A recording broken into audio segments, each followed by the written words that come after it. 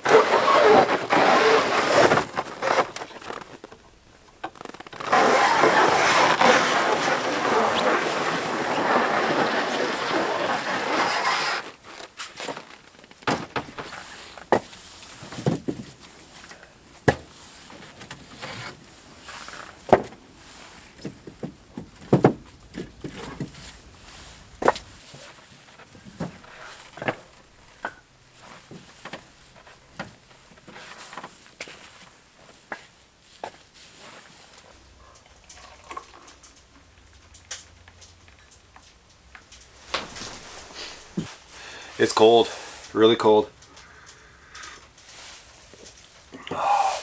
But a good start to the day. I'm only out here for a day trip.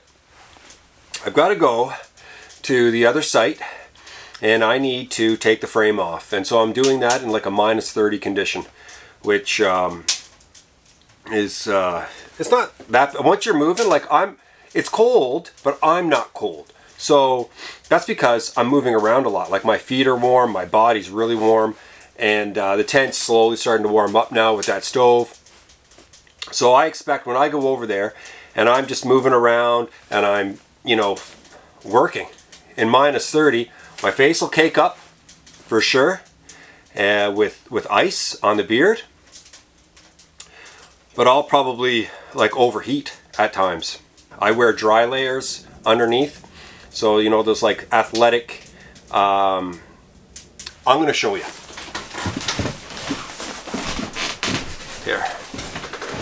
So what I have is dry wear right here and dry wear right here. 2 layers of dry wear, and they're both very, very thin. The bottom layer is a long sleeve. The second layer is a short sleeve, and that goes over top. This layer right here is merino wool. I don't know if you guys can see that. This is merino wool right here. And then I have wool over top. And this wool is very warm, and it comes with a micro fleece, which is very soft to the skin. So I have this Russian bear tent coming, and I want to test myself in that bear tent in the most freezing temperatures possible. And full disclosure, the Russian bear tent folks gifted me the tent. They reached out to me, and it was an honor to have them reach out to me. And so yeah, I'm going to put that thing to the test, and just see how good it is in like minus 37, 38, 39 degrees. Brutally cold, deadly cold, cold that can kill you very fast. And I want to put myself to the test with that setup and see how good that tent is. And yeah, coming up over the next couple of months, you might see a sponsored video or two. And I have a lot of companies reaching out to me at this point, and some of them I really don't have time for. And that's not to sound cocky or anything like that, but they just don't fit the channel. They just don't belong. So when you get someone reaching out to you from a product that has nothing to do with camping, then you kind of say, well, thanks, but no thanks, because this just doesn't belong. Russian bear tent folks reach out to me, and I think, wow, Survival Lily,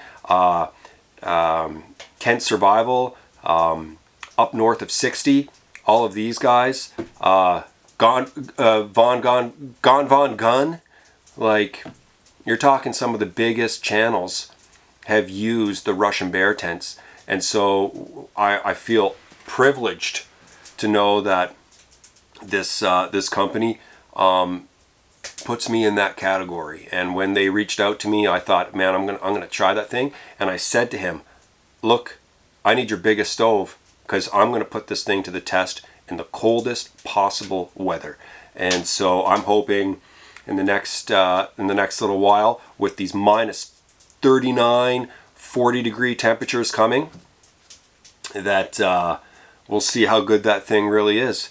You know, I have my Crystal's full support. She's my girlfriend, and I have her full support, and she matters to me very, very much, and what she has to offer to my life. And so with her support of my kids, and of course the support of you guys, I'm able to make this channel bigger and better. So yeah, you're gonna see a couple, but I'm gonna be very careful. I'll make sure that they make sense, and to me, to YouTube, to my product, to everything I have here. And if it turns you off, I understand. And if it doesn't turn you off and you still keep coming back for more, thank you very much. I gotta load this stove up right to the top before I go. I've got a decent bed of coals here now. But I really want to get this fire going nicely.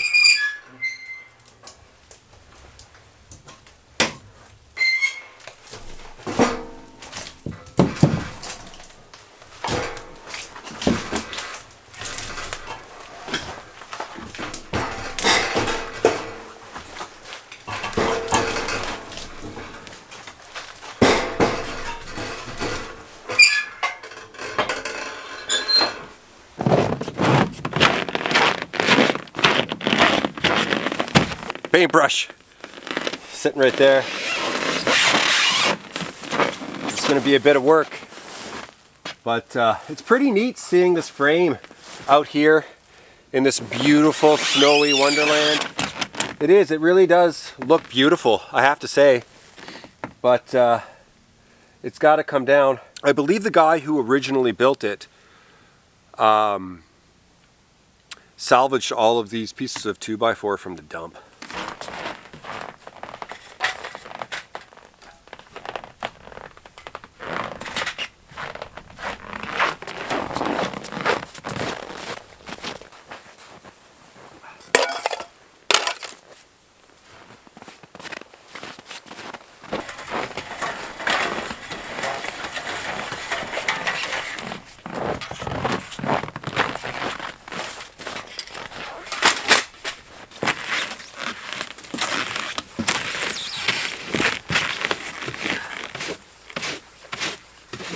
snow is so loud.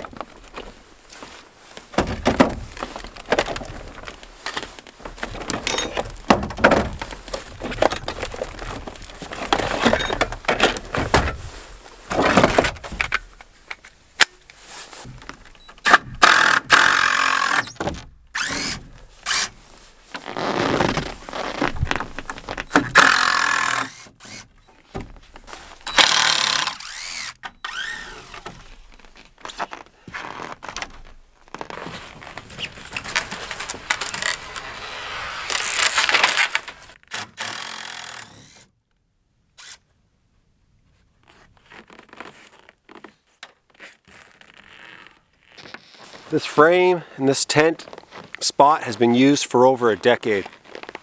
2 different families used it. The first family, the guy who built it is a very good friend of mine, and he put everything he had into this little spot, and now he's got a cabin. So he grew from here and moved on to a cabin. The second owners came in. They have a young family too, and they used it for a couple of years, and then they moved on to a cabin. And I jumped. I'm the third person here on this site because it has such a beautiful view. You get the sun even in the winter time, and there's a lot of rock here. So the second owners sold it to me, and essentially, I mean, they sold me everything that's on this piece of land. Now, I don't have a permit here, and no one's had a permit here. This tent has been up for a very, very, very long time. I'm taking it down, and I'm going to put a nylon tent here. And I won't be breaking any rules. Don't need a lease to have a tent with a soft roof like my current tent. The lands folks around here know that I exist, and they know I have a tent that has a soft roof. If it's not a permanent structure, they'll leave you alone, and you have to be a good steward of the land, and that's what I try to do. I try to keep my place as clean as possible. I take care of it. So if anyone does stop by, some sort of authority, they'll see it's not a permanent structure. He's built on pallets, and it's not a cabin, and the area is clean. It's well kept, and I do have a permit for cutting wood around here. So if they see that some dead standing trees have been taken down, I can provide them with that permit.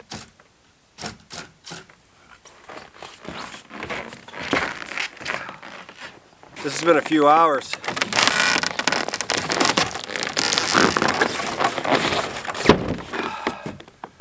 And that's it.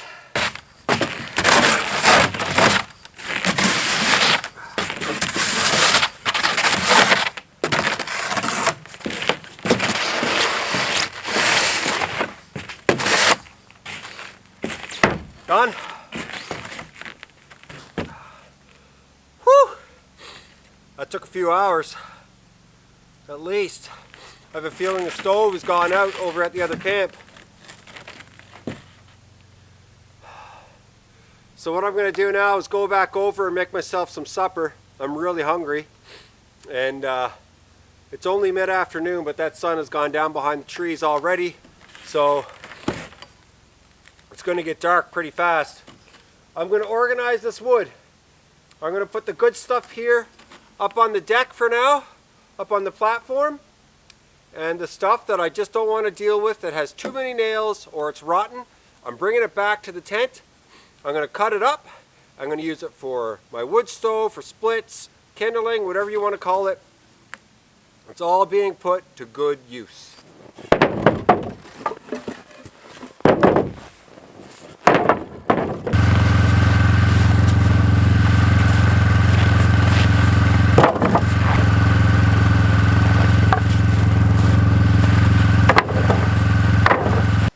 It's gone down to 0 degrees in the tent.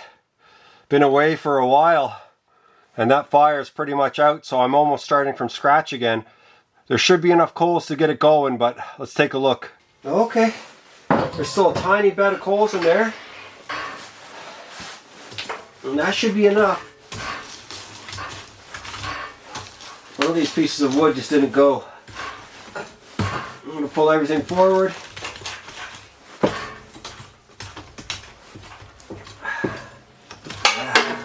Well, that's good news. Really good news. Now, the one thing about that scrap lumber that I took from the other site is it burns so hot.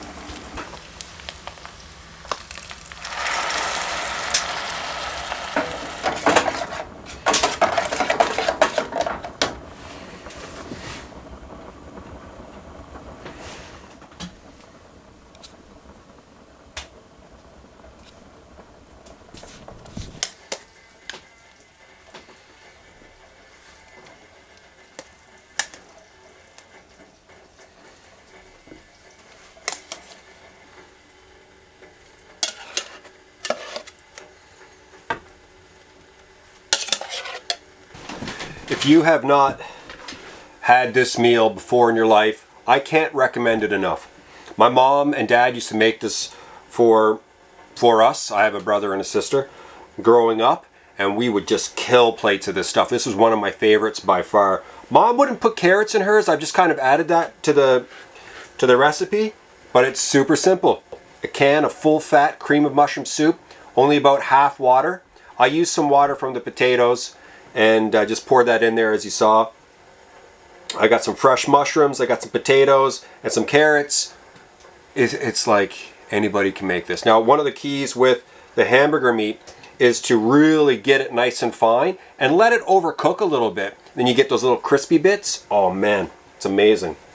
I need to add some salt and pepper to this. And I'm going to do something that's probably going to freak out quite a few of you guys. I'm going to cover this thing in ketchup. I'm going to cover it. And then I'm going to eat it. And it's going to be delicious. This is comfort food, I'm telling you. Especially after all that work I did out there today.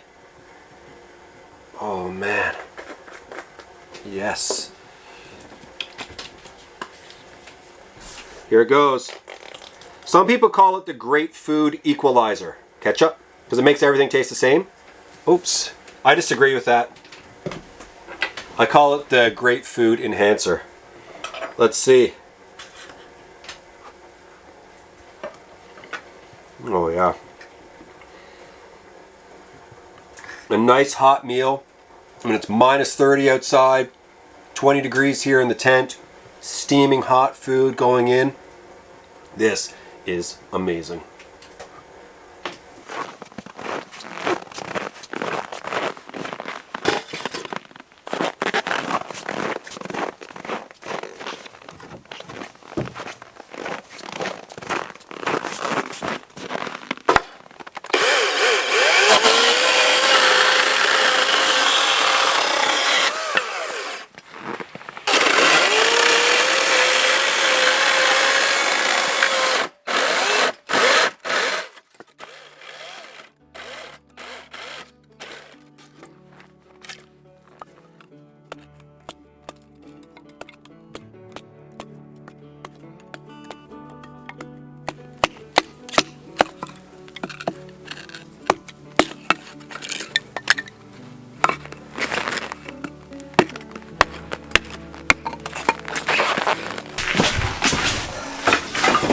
Okay, I'm all set up for my next trip.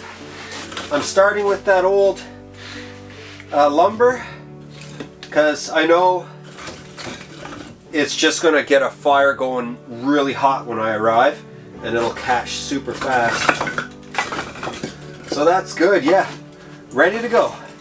And it's important to have everything ready to go, especially when you're dealing with minus 30, minus 40, whatever it's going to be. It's not going to be warm. The forecast is brutal for the next little while. Yeah, here's hoping. I'm over on that next site within the next video or 2 or 3 with the Russian bear tent and camping there. That's the goal, and really testing myself. So stay tuned for that.